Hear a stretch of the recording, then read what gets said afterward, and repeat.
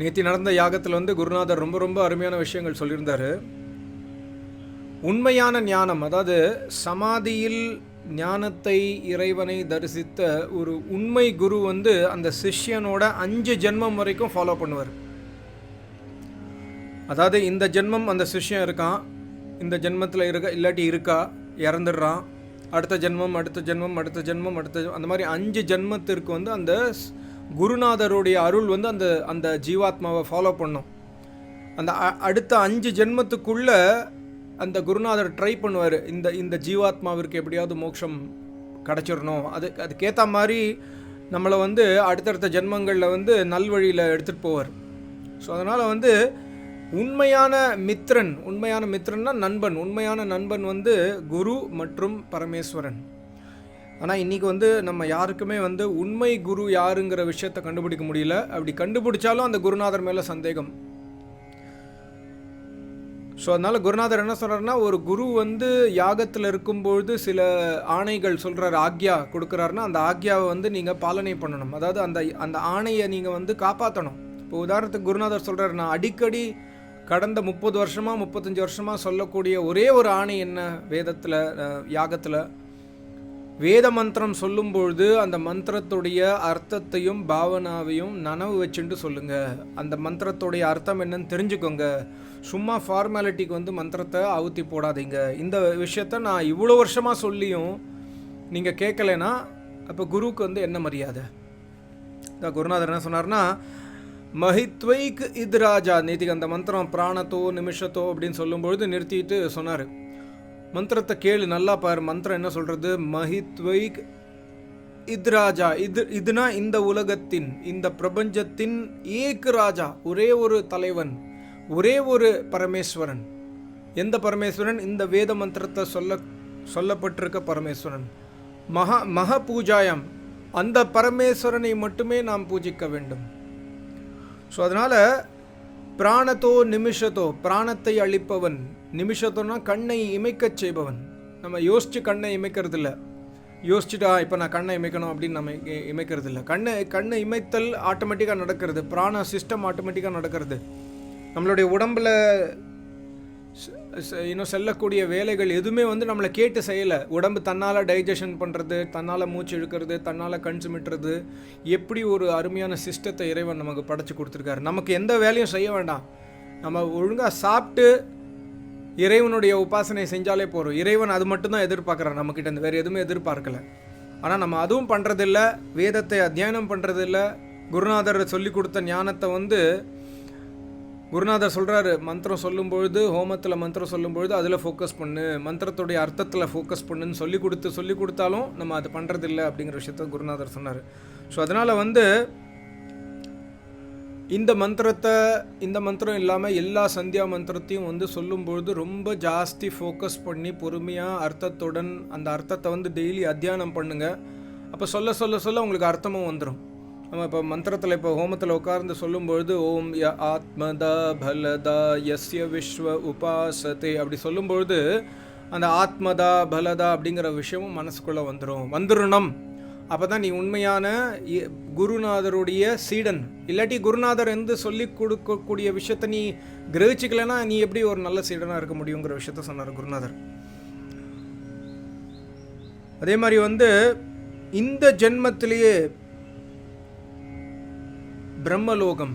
பிரம்மலோகத்தை நீ அடையலாம். இந்த ஜென்மத்தில்னா இந்த மாதிரி பண்ணி வேதங்களை கேட்டு இந்த சந்தியா மந்திரம், இந்த ஹோமத்தில் இருக்கக்கூடிய 40-50 மந்திரமே போதுமானது நம்ம சமாதி அடையிறதுக்கு. இந்த மந்திரத்தை ஃபோக்கஸ் பண்ணியே நம்ம வந்து இறைவனை அடைந்து விடலாம் அப்படிங்கிற விஷயத்த குருநாதர் சொன்னார். அப்புறம் வந்து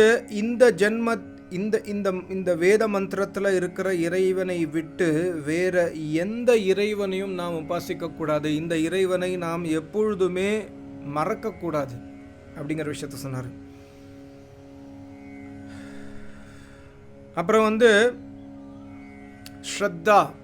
நான் ஸ்ரத்தா பற்றி ஒரு வீடியோ போட்டிருந்தேன் இங்கிலீஷில், நீங்கள் பார்த்தீங்களான்னு தெரியல. கீதா 4/40 ஒரு யூடியூப்பில் ஒருத்தர் அடிக்கடி அந்த மந்திரத்தை, அந்த ஸ்லோகத்தை சொல்லி கேட்டிருந்தாருன்னா இங்கிலீஷில் போட்டிருந்தேன். ஸ்ரத்தா இதி ஸ்ரத்தா, அதான் குருநாதர் சொன்னார், குருநாதர் மேலே ஸ்ரத்தா இல்லை, வேதத்து மேலே ஸ்ரத்தா இல்லை. ஸ்ரத்தானா ஸ்ரத் தா இதி ஸ்ரத் தா. ஸ்ரத்துனா உண்மை, அழியாத தத்துவமான வேதத்தின் மேலே நம்பிக்கை இல்லை. அந்த அழியாத தத்துவமான இறைவனை உணர்ந்த குருநாதர் மேலே நம்பிக்கை இல்லைன்னா உனக்கு ஸ்ரத்தை இல்லைங்கிறது தான் அர்த்தம். ஸோ சஞ்சய ஆத்மா வினிஷ்யதி. யாருக்கு ஸ்ரத்தா இல்லையோ அந்த அந்த ஆத்மா வந்து சஞ்சய ஆத்மா. அந்த ஆத்மாவிற்கு குருநாதர் மேலே எப்பொழுதுமே நம்பிக்கை வராது. குருநாதர் வேதத்து மேலே எப்பொழுதுமே நம்பிக்கை வராது. அப்படி இருக்கிற ஆத்மா வினஷ்யதி, நாசமாயிடும்னா அடுத்த ஜென்மங்கள் பாழாயிடும். ஸோ அதனால் வந்து ஸ்ரத்தானா என்னன்னு கற்றுக்கோ. யாகத்து மேலே வந்து பரிபூர்ண நம்பிக்கை வச்சுக்கோ. யாகத்துடன் காதல் செய்ய வேண்டும். நாம் யாகம்னா வந்து குருநாதர் உட்கார்ந்துருக்கிற இடத்துல போய் நம்ம வேதம் கேட்கணும், குருநாதரோட தரிசனம் பண்ணணும், நம்ம வேதத்தை கடைப்பிடிக்கணும் வாழ்க்கையில். இது எல்லாமே யாகத்துடைய அங்கங்கள். வேதத்தை வந்து வெறும்னா இங்கேருந்து ஆசிரமத்துக்கு போயிட்டு இமாச்சல பிரதேசத்தில் இருக்குது, ரொம்ப அருமையான கிளைமேட்டு, கோல்டாக இருக்குது, குளிர்ச்சியாக இருக்குது, இல்லாட்டி வெயில் காலத்துலேயும் அங்கே குளிர்ச்சி இருக்குன்னு சொல்லிட்டு ஆசிரமத்துக்கு போகிறது நம்மளுடைய குறிக்கோளாக இருக்கக்கூடாது. அங்கே போயிட்டு அந்த ஞானத்தை கேட்டு ரிட்டர்ன் வந்து வீட்டுக்கு வந்து அந்த ஞானத்தை ஃபாலோ பண்ணுறது தான் ஸ்ரத்தா. அந்த ஞானத்தை ஃபாலோ பண்ணுறது தான் யாகம். அப்படி ஃபாலோ பண்ணலன்னா அது யாகம் கிடையாது. குருநாதர் ஒரு விஷயம் சொன்னார். ஒரு யோகியுடைய மனசில் வந்து அந்த யோகியுடைய மனசு ஆத்மா எல்லாமே ஒன்று தான். அந்த யோகி வந்து ஒரு ஒரு ஒரு ஒரு தன்னுடைய சீடனாக இருந்தாலும் சரி, வேறு எந்த ஜீவராசியாக இருந்தாலும் சரி, தன்னுடைய ஆத்மாவிலிருந்து அந்த யோகி வந்து பாசம் பொழிவர். ஸோ அந்த யோகியுடைய ஒரே ஒரு நோக்கம் என்னன்னா, எல்லா மனிதர்களுக்கும் நான் வந்து எப்படி நல்லது செய்ய முடியும், வேதத்தின் மூலமாக தான் செய்ய முடியும். அதனால தான் வேத ஞானம் சொல்லி கொடுத்துட்டே இருக்கேன். இந்த வயசுலையும் நான் ஏன் சொல்லி கொடுக்குறேன், ஏன்னா எல்லா ஜீவராசிகளும் எல்லா மனிதர்களும் வேத ஞானத்தின் மூலமாக இறைவனை அடையணுங்கிற ஒரே ஒரு விஷயந்தான் எனக்குள்ளே இருக்குது. ஆனால் அந்த மாதிரி ஒரு புண்ணிய ஜீவாத்மா அந்த யோகியை கூட நீங்கள் வந்து விட்டு வைக்கலை. நீங்கள் வந்து சந்தேகப்படுவீங்க.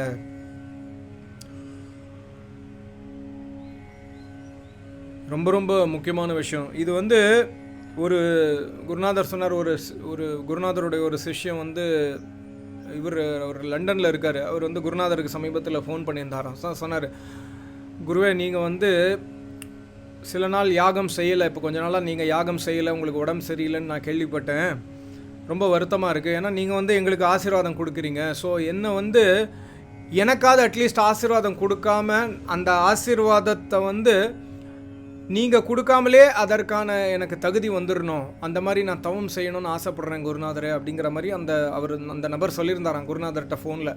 அதான் குருநாதர் சொன்னார், இந்த மாதிரி நல்ல சிஷ்யனாக மாறத்துக்கு முயற்சி பண்ணு. அந்த பையன் வந்து லண்டனில் இருக்கான், வேலை செய்கிறான், மனைவியும் வேலை செய்கிறா. அப்படி இருந்தாலும் அவனுடைய மனசு எப்பொழுதுமே குருநாதர்கிட்ட இருக்குது. அவனுடைய மனசில் வந்து குருநாதருக்காக ஒரு காதல், ஒரு பாசம். அவன் என்னோட பேசும்பொழுது எனக்கு தெரியறது அந்த காதலும் அந்த பாசமும்.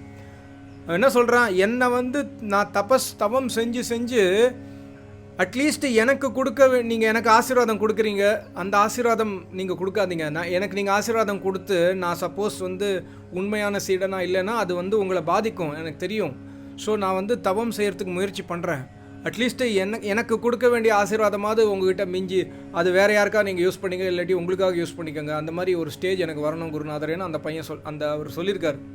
எவ்வளோ அருமையான பாவனை பாருங்கள். அதான் குருநாதர் அன்றைக்கு சொன்னார். அதனால் குரு மேலே சந்தேகப்படாத. யாரோ சந்தேகப்பட்டிருக்காங்க போல இருக்குது ரீசெண்டாக. அதான் சஞ்சய ஆத்மா வினிஷ்யத்திங்கிற வார்த்தையை திருப்பி சொன்னார். நேற்றுக்கு வந்து ஒரு கப்பல் குருநாதருடைய சீடர்கள் தான்.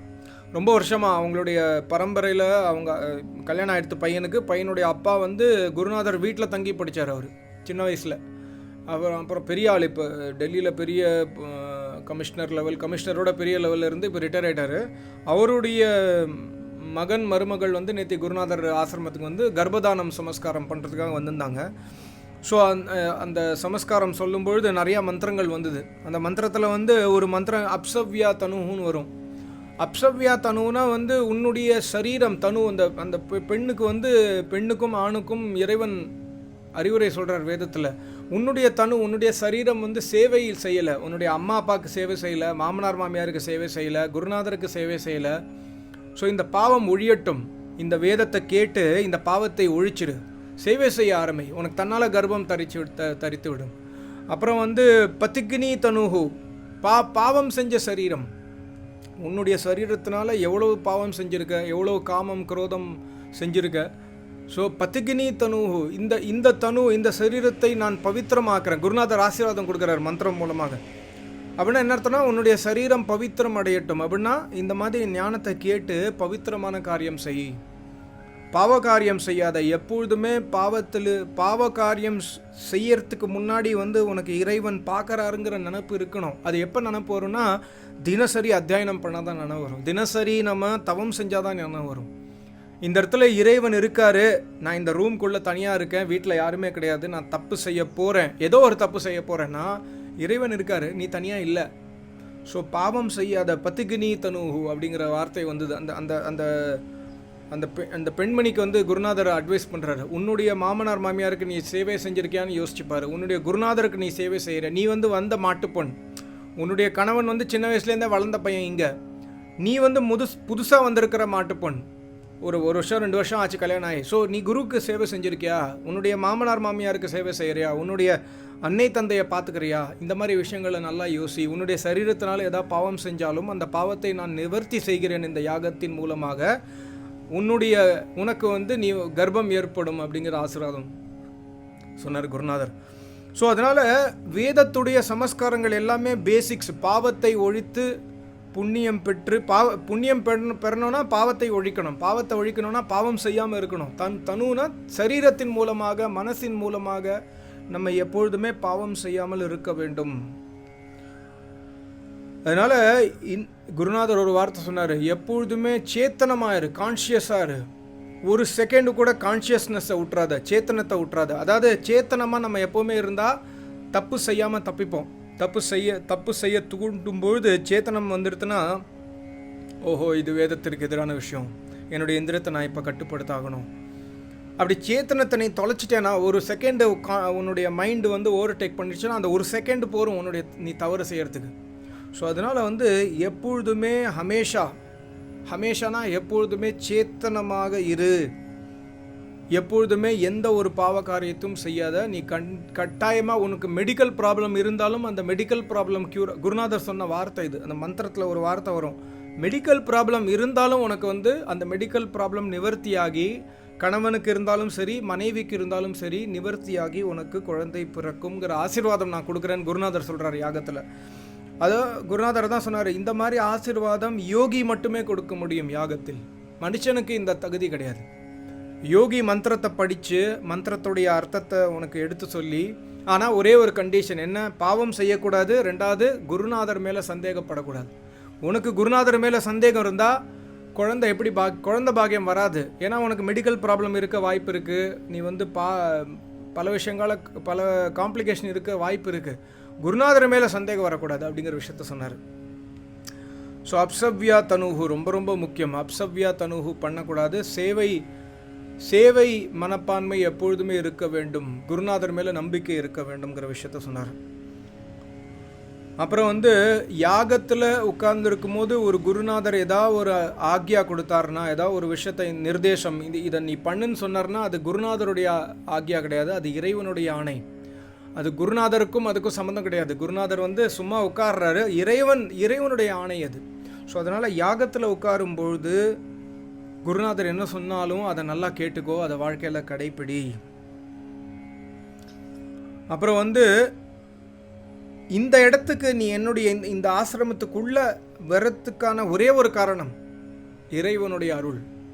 இறைவனுடைய அருள் ஏற்பட்ட பிறகு குருவோடைய அருள் ஏற்படும். ஆசிரமத்துக்கு வரைக்கும் வரத்துக்கு இறைவனுடைய அருள் தேவை.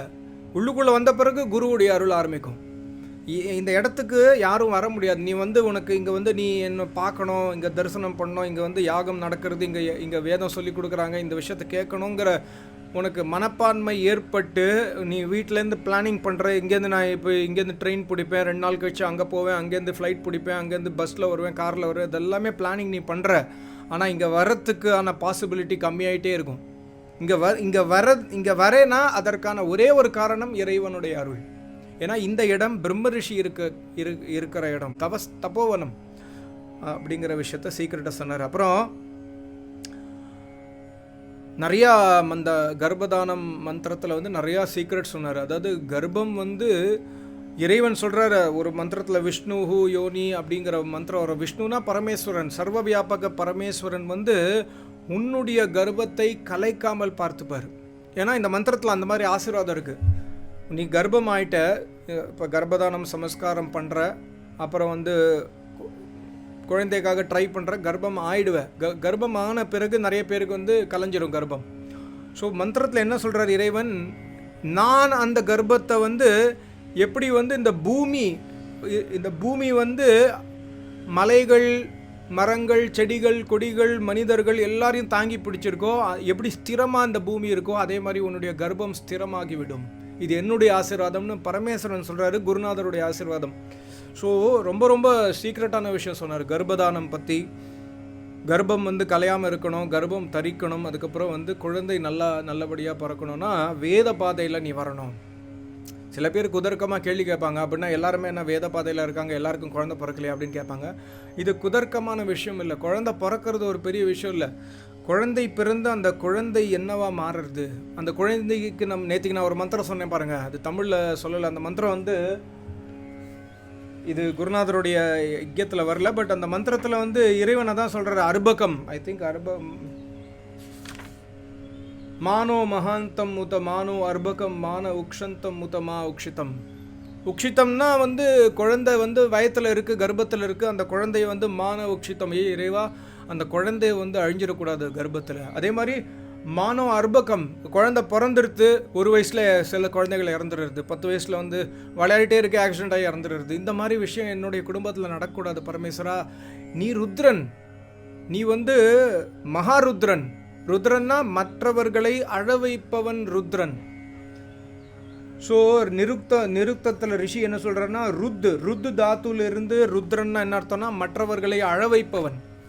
கர்மவினை பலன்களால் நாம் செய்த தீய கர்மங்களுக்கு பலன் கொடுக்கும்பொழுது இறைவன் அந்த மாதிரி கஷ்டம் கொடுக்கும்பொழுது நமக்கு அழுக வரும். கண்டிப்பாக நம்ம வீட்டில் பிறந்த குழந்தை இறந்துருது, இல்லாட்டி நம்ம மனைவி வந்து கர்ப்பமாக இருக்கா, கர்ப்பம் கலைஞ்சிருச்சுன்னா கண்டிப்பாக அழுவோம். ஸோ அதனால் இறைவனுடைய பேர் ருத்ரன். ஸோ அதான் இறைவன் சொல்கிற. நேத்தி குருநாதர் இதே மாதிரி ஆசீர்வாதம் சொல்கிறாரு யாகத்தில். குழந்தை வந்து நல்லா ஸ்திரமாக இருக்கணும், குழந்தை பிறக்கணும். குழந்தை எல்லாருக்கும் பிறக்கிறது, ஆனால் எவ்வளவு குழந்தைய நம்ம ஒழுங்காக வளர்க்குறோம், எவ்வளோ குழந்தைய நம்ம வீரனாக வளர்க்குறோம், எவ்வளோ குழந்தைய வந்து நம்ம அறிவாளியாக ஞானியாக வளர்க்குறோம், அது ரொம்ப முக்கியம். ஸோ அதனால் வந்து குருநாதர் நேத்திக்கு தான் சொன்னார், பிரம்மானா பரபிரம்மத்தை உணர்ந்த அந்த பிரம்ம ரிஷி ரொம்ப ரொம்ப முக்கியம். நீ வந்து வீட்டில் செய்கிற அக்னிஹோத்திரம் மகான், ரொம்ப ரொம்ப சிறப்பானது. வீட்டில் செய்கிற அக்னிஹோத்திரத்தை விட்டுறாத. பட் வீட்டில் செய்கிற அக்னிஹோத்திரம் எப்போ பூர்த்தி அடையும்னா 6 மாதத்துக்கு ஒரு தடவை, 1 வருஷத்துக்கு ஒரு தடவை, அட்லீஸ்ட் 1 வருஷத்துக்கு ஒரு தடவையாவது குருநாதர்கிட்ட வந்து யாகம் செஞ்சால் தான் அந்த அக்னிஹோத்திரத்துடைய பரிபூர்ண பலன் உனக்கு கிடைக்கும். ஏன்னா அப்படி ஒரு மந்திரம் இருக்குது, அமாவாசை மந்திரத்தில் வரும், யஜ்யம் தேனக யஜ்யம் பிப்ரிஹி. அப்படி பிப்ரினா பரிபூர்ணம். நான் போடுற ஆவுத்தி பரிபூர்ணமாக எப்போ ஆகும்னா குருநாதர் உட்கார்ந்துருக்கிற இடத்துல போய் நம்ம யாகம் செஞ்சு ஆவுத்தி போட்டால் தான் நம்ம வீட்டில் செய்கிற அக்னிஹோத்திரம் பரிபூர்ணமாகும். இல்லாட்டி அதோடைய ஃபுல் பெனிஃபிட் நமக்கு கிடைக்கவே கிடைக்காது. எல்லாமே லிங்க்டு. இது வந்து நம்மளே இப்போ நிறைய பேர் என்கிட்ட சேனலில் கேட்பாங்க, நான் வந்து தீட்சை வாங்கலை, நான் ஹோமம் பண்ணலாமா? பண்ணலாம், கண்டிப்பாக பண்ணுங்க. பட் தீட்சை வாங்கலைங்கிற எக்ஸ்கியூஸ் பண்ணாதீங்க. தீட்சை வாங்கியே ஆகணும், குருநாதர்கிட்ட போயே ஆகணும். அது நான் வீட்லேயே உட்காந்து நான் பண்ணிக்கிறேன்னா இறைவன் அதை ஏற்பதில்லை. இறைவன் சொல்கிறாரு தினசரி யாகம் செய்யணும்னு சொல்கிறாரு. நம்மலாம் இப்போ நான் வந்து இவ்வளோ கிலோமீட்டர் 2000-3000 கிலோமீட்டர் தள்ளி இருக்கேன், டெய்லி குருநாதர்கிட்ட போக முடியாது. வருஷத்துக்கு ஒரு தடவை, வருஷத்துக்கு 2 தடவை 3 தடவை போக முடியுமா? முடியும், கண்டிப்பாக முடியும். ஸோ வருஷத்துக்கு ஒரு தடவையாவது குருநாதர்கிட்ட போய் அந்த யாகத்தில் உட்கார்ந்து குருநாதரை தரிசனம் பண்ணி என்ன சொல்கிறாரோ கேட்டு வீட்டுக்கு வந்தீங்கன்னா அந்த நீ வருஷம் பூரா செய்யக்கூடிய அந்த அக்னிஹோத்திரம் பூர்த்தி அடையும். ரொம்ப ரொம்ப முக்கியமான ஞானம் இது. அதுக்கப்புறம் நேற்றுக்கு பௌர்ணமியில் வந்து நிறைய ஆசீர்வாத மந்திரங்கள் இருக்குது. பௌர்ணமி மந்திரம் நான் தனியாக வீடியோஸ் போட்டிருக்கேன் பாருங்கள். அதில் ஒரு விஷயம் சொன்னார், அக்ஷிதாம் ரயீம்னா வந்து பணம், இல்லாட்டி வெல்த்து, ப்ராப்பர்ட்டி, நம்மக்கிட்ட இருக்கிற பேங்க் பேலன்ஸ், நம்ம வீட்டில் இருக்கிற செல்வங்கள், பிள்ளை செல்வங்கள் எல்லாமே ரயீமில் வரும். அக்ஷிதாம் என்றைக்குமே அழியாமல் இருக்கணும்னா என்ன அர்த்தம்னா அதோடைய காலம் முடிகிற வரைக்கும். நேற்றுக்கு நான் சொன்ன மாதிரி மந்திரத்தில் மகாந்தம்னா பெரியவங்க, வீட்டில் இருக்கிற அம்மா அப்பா, பெரியவங்க, தாத்தா பாட்டி எல்லாருமே வந்து இறக்கக்கூடாது பரமேஸ்வரன் வேண்டிக்கிறோம். சீக்கிரமாக இறக்கக்கூடாது. 100 வயசு வாழ்ந்துட்டு அவங்க போனால் நமக்கு எந்த துக்கமும் வராது. அந்த மாதிரி அக்ஷிதாம் ரஹீம்னா வந்து பணம் இன்னைக்கு வரும் நாளைக்கு போகுங்கிற மாதிரி பணம் எனக்கு வேண்டாம். பணம் இருந்தாலும் சரி, செல்வமாக இருந்தாலும் சரி, நிம்மதியாக இருந்தாலும், நிம்மதி அப்படின்னு இருந்தாலும் சரி, எல்லாமே எனக்கு நிலைச்சி இருக்கிற மாதிரி எனக்கு அருள், உனக்கு நான் ஆசீர்வாதம் கொடுக்குறேன்னு இறைவன் சொல்கிறாரு பௌர்ணமி மந்திரங்களில். அதுக்கப்புறம் வந்து குருநாதருடைய ஒரு சிஷ்யை வந்து ஒரு குருநாதர் கூப்பிட்டு அவங்கள வந்து ஒரு வேத மந்திரம் எக்ஸ்பிளைன் பண்ண சொன்னாங்க. ஸோ அவங்க சொன்னாங்க ரொம்ப அருமையான ஒரு மந்திரம். அந்த மந்திரத்தில் வந்து சர்வைர் மனுஷேஹி, சர்வை மனுஷேனா எல்லா மனிதர்களும், இறைவன் சொல்கிற ரிக்வேதத்துடைய முதல் மண்டலத்தில் ஐ திங்க் 44 அந்த சூக்தத்தில் சொல்கிறார், சர்வைர் மனுஷேஹி நமஸ்குரு வித்வான். வித்வான் யோகி வந்து மிகச்சிறந்த ஞானி. அவர் அந்த மிகச்சிறந்த ஞானி என்னை உணர்ந்த அந்த பிரம்ம ரிஷியை வந்து சர்வைர் மனுஷேஹி, பாகுபாடு இல்லாமல் எல்லா மனிதர்களும் அந்த யோகி கிட்ட போய் நமஸ்காரம் பண்ணணும். அப்படிப்பட்ட சிறந்த யோகி அவர் அப்படிங்கிற மாதிரி வேத மந்திரம் சொல்கிறது இறைவன். ஸோ அதனால தான் நேற்றுக்கு அந்த மந்திரம் சொல்லும்பொழுது அவங்க சொன்னாங்க, அதான் நமஸ்காரம் பண்ணுறது வந்து ஃபார்மாலிட்டிக்கு நமஸ்காரம் பண்ணாதீங்க. ஆசிரமம் வரோம், நம்ம வந்து ஆசிரமத்தில் வந்துட்டு குருநாதர் காலில் விழுறோம், குருநாதரேன்னு காலில் விழுறோம். இது ஃபார்மாலிட்டியாக இருக்கக்கூடாது. இந்த ஃபார்மாலிட்டி வந்து நம்ம அழித்து உண்மையிலேயே மனசால இல்லை, ஆத்மார்த்தமாக நம்ம நமஸ்காரம் பண்ணணும் குருநாதருக்கு. சர்வைர் மனுஷை நமஸ்குரு அப்படின்னு இறைவன் சொல்கிறாரு. யாருக்கு? பிரம்ம ரிஷிக்கு. யாருக்கு? சமாதி அடைந்த யோகிக்கு. மற்றவங்களுக்கு நம்ம பெரியவங்களுக்கு, அம்மா அப்பாவுக்கு பெரியவங்களுக்கு நமஸ்காரம் பண்ணணும். பட் குருநாதருக்கு ஃபஸ்ட்டு நமஸ்காரம். இறைவனுக்கு அப்புறம் காலம்பரை எழுந்து குருநாதர் சொல்லுவார் எப்பொழுதுமே, காலம்பரை எழுந்த உடனே இறைவனை நினச்ச பிறகு உடனே குருவையும் அந்த குருநாதருடைய தவபலம் என்னங்கிற விஷயத்த தெரிஞ்சுக்கோ, புரிஞ்சுக்கோ அப்படின்னு சொல்லுவார் அடிக்கடி. ஸோ அதுக்கப்புறம் நீ தவம் செஞ்சேன்னா உன்னுடைய தவமும் நல்லா இருக்கும். நீ செய்யக்கூடிய அந்த தியானத்தில் வந்து தியானம் வரும். இல்லாட்டி நம்ம அங்கே யோசிச்சே காலேஜ் போகணும், ஆஃபீஸ் போகணும் அப்படின்னு யோசிப்போம். ஸோ அப்படிங்கிற விஷயத்த இந்த மாதிரி நிறையா விஷயங்கள் சொன்னார் நேற்றுக்கு. அதில் சில முக்கியமான பாயிண்ட்ஸ் நோட் பண்ணி வச்சுருந்தேன். ரொம்ப நன்றி, நமஸ்காரம். ஓம்.